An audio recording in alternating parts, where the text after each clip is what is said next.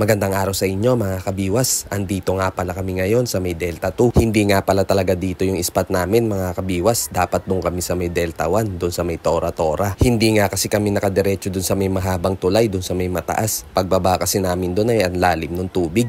Hindi kaya ng motor na dala namin. Mahirap na, baka pag pinilit namin ay malubog yung mga motor nila. Angkas lang naman kasi tayo. Kaya ang sabi ko nga ay dito na lang tayo mag-spot sa may pinaguhulihan namin ng mga mayan. Sa next week na nga lang kami babalik doon sa may Delta 1, doon sa may Tora Tora mga kabiwas. At baka sakaling wala ng bagyo nun at maganda na yung panahon at hindi na lubog yung karsada doon sa may dadaanan. Kahit papano naman mga kabiwas ay nakaharvest tayo dito. Kaya nga lang ay puro mayan. O paano mga kabiwas, simulan na natin to. Kahit maulan, bibiwas tayo ng bibiwas dito sa spot na to.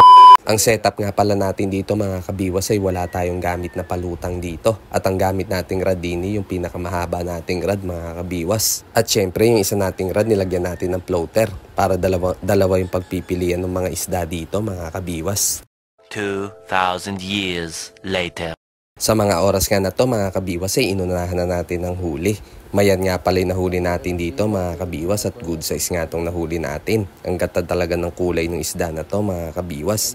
Hipon nga pala yung pinaing natin dito mga kabiwas. Yan kasi yung napansin ko sa spot na to at saka doon sa mga mayan.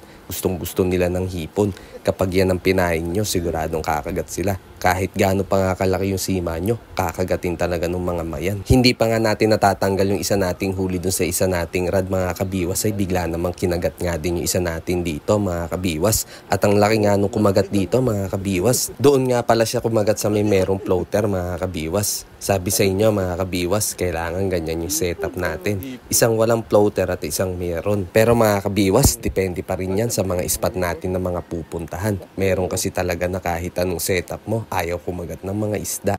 Ang gamit nga pala nating hook set dito mga kabiwas ay bottom yung sinker at dalawang hook. At malaki nga yung gamit nating hook dyan. At syempre hipon yung pamain natin mga kabiwas. Sa mga oras nga na yan mga kabiwas ay kinagatan na naman tayo ng isang mayan. Maliit na mayan nga yung kumagat dyan sa atin mga kabiwas. Diyan ko nga masasabi talaga mga kabiwas na sobrang takaw ng mayan sa hipon. Sobrang laki ng sima ko dyan pero nasusubo nila ng buo.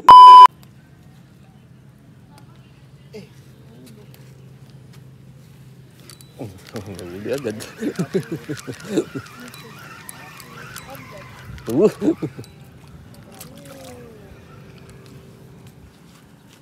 Parang yan sa isla dito, kuya, ganyan lang.